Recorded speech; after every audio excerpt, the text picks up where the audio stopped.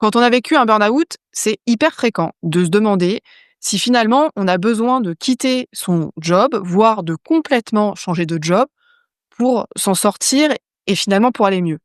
Et ce que je conseille en général, c'est de reprendre le travail, si c'est possible, bien sûr, hein. Je vais mettre un bémol ici. Si l'environnement est toxique, si on parle de harcèlement, la priorité, c'est de vous protéger, de partir et bien évidemment, vous n'avez pas à rester pour, tester quoi que ce soit. Et dans la plupart des cas, ce que je vois, c'est que, j'ai envie de dire, c'est pas tout noir ou tout blanc, hein, c'est confus et on ne sait pas trop finalement ce qui est normal ou pas. Et dans ces cas-là, vous pouvez sortir du burn-out sans changer de travail, même enfin, j'ai presque envie de dire, surtout dans un environnement imparfait. Vous pouvez en fait commencer par reprendre votre travail pour prendre un peu de recul, observer finalement avant de prendre une décision.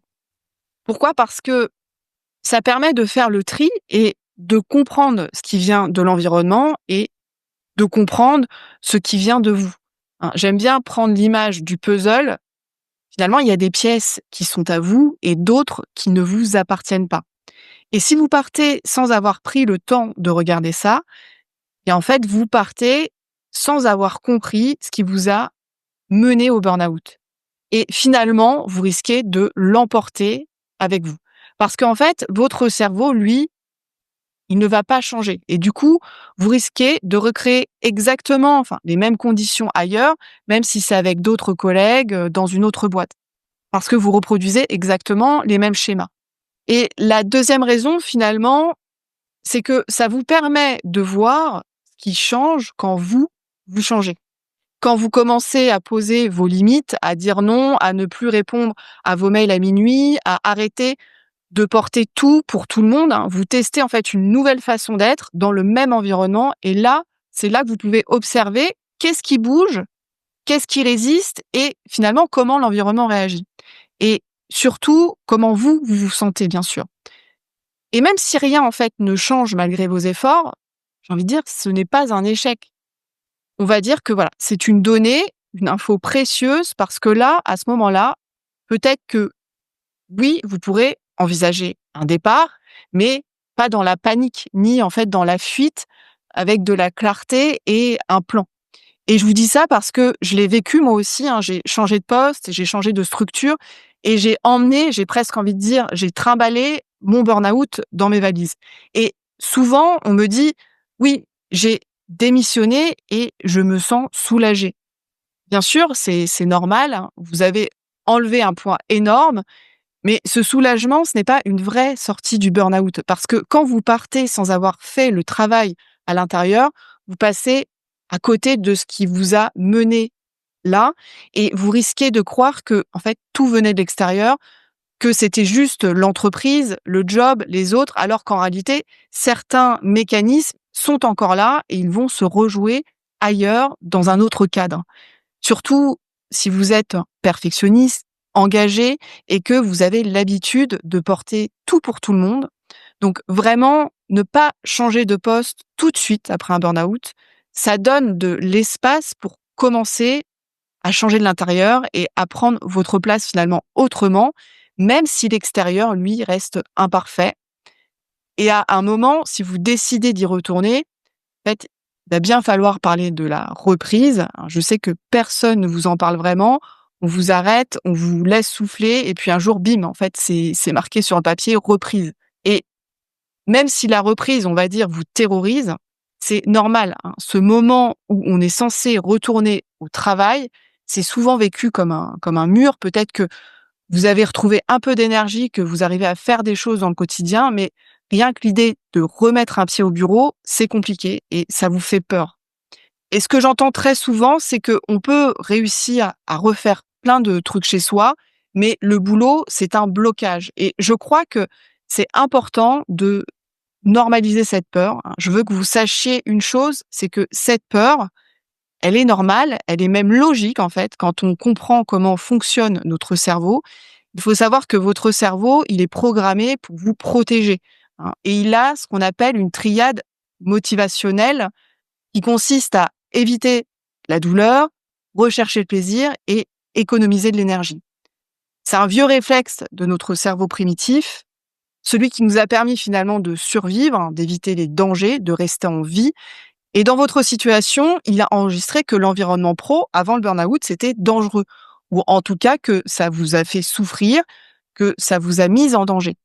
Et dès que vous pensez à y retourner, votre cerveau, il anticipe. Il se dit: «Aïe, pas ça en fait». Et il déclenche un signal d'alarme.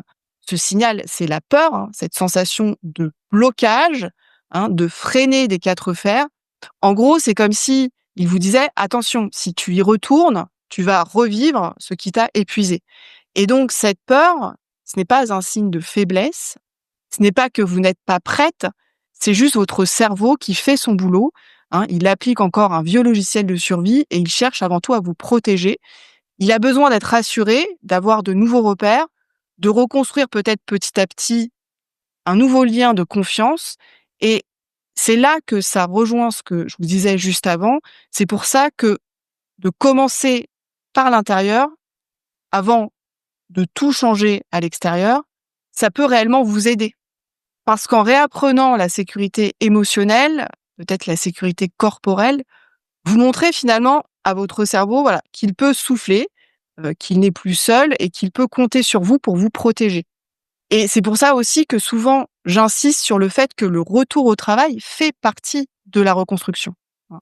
Ce n'est pas une preuve qu'on est sorti durablement du burn-out, c'est plus une étape et franchement, je vous recommande de ne pas y aller seul, hein. Préparer un retour, c'est un vrai travail. Une reprise, ça se construit à votre rythme, avec vos repères, parce que personne ne le fera à votre place. Alors peut-être que vous aurez, oui, un manager soutenant, mais à la fin de la journée, c'est à vous de dire: «Voilà ce dont j'ai besoin». Et ça, c'est souvent un truc nouveau parce que ce que je remarque chez les personnes en burn-out, c'est qu'elles n'ont pas écouté leurs besoins depuis très longtemps.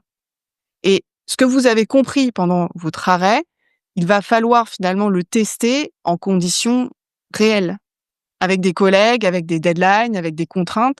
Donc oui, c'est un vrai test et c'est précieux parce que ça vous montre si, en fait, vous arrivez à dire non sans vous justifier, à couper le soir sans culpabiliser, à gérer peut-être des relations compliquées sans vous effondrer.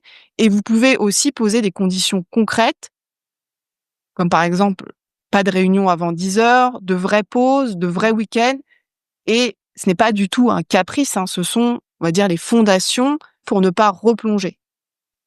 Et si aujourd'hui, vous ne savez pas encore ce que vous pouvez demander, commencez par vous demander qu'est-ce que vous avez appris sur vous pendant l'arrêt et peut-être qu'est-ce qui est devenu non négociable pour vous. C'est ça finalement qui va guider vos choix, vos demandes et peut-être aussi vos limites. Et si finalement ce n'est plus possible dans l'entreprise actuelle, eh bien vous le saurez et à ce moment-là, vous pourrez décider de partir, mais pas sur un coup de tête, pas dans l'urgence, avec un timing et un filet de sécurité peut-être pour un projet pour la suite. Et si vous êtes déjà parti de votre poste, hein, si vous avez déjà quitté votre poste et que vous ne souhaitez plus y retourner, ce n'est pas trop tard. Vous pouvez faire aussi ce travail maintenant pour éviter finalement de retomber dans un burn-out plus tard, dans la suite de votre carrière, parce qu'on ne refait pas un deuxième burn-out, hein. Ce qu'on voit le plus souvent, c'est que c'est finalement un premier burn-out qui n'a pas vraiment été traité et qui revient. Et ça vaut aussi si vous vous êtes lancé à votre compte, devenir indépendant. Ça ne change pas tout, hein. On peut très bien rejouer les mêmes scénarios, juste avec une autre casquette et on peut devenir finalement son propre patron tyrannique et continuer finalement à être l'employé épuisé qui n'arrive toujours pas à dire non. Alors avant de prendre une décision, de changer de job ou d'entreprise ou de vous mettre à votre compte, vous l'avez compris, hein, mon conseil, c'est d'abord d'observer ce que vous vivez, hein, pour ne plus le subir, parce que changer de poste, ce ne sera jamais la solution si les causes intérieures n'ont pas été regardées. Et si vous avez envie d'explorer tout ça et d'aller plus loin, sachez que j'ai aussi créé un cours gratuit en 3 vidéos. Je vous explique pourquoi lever le pied finalement ne suffit pas et quelles sont les 3 erreurs les plus fréquentes qui entretiennent le burn-out et surtout quelle est la première chose à changer pour vraiment s'en sortir, j'ai envie de dire, sans tout plaquer. Vous pouvez le retrouver sur mon site outleburnout.com et je mettrai le lien également dans les notes de cet épisode. C'est tout pour aujourd'hui et je vous dis à très bientôt pour un nouvel épisode de Out le Burnout. À bientôt.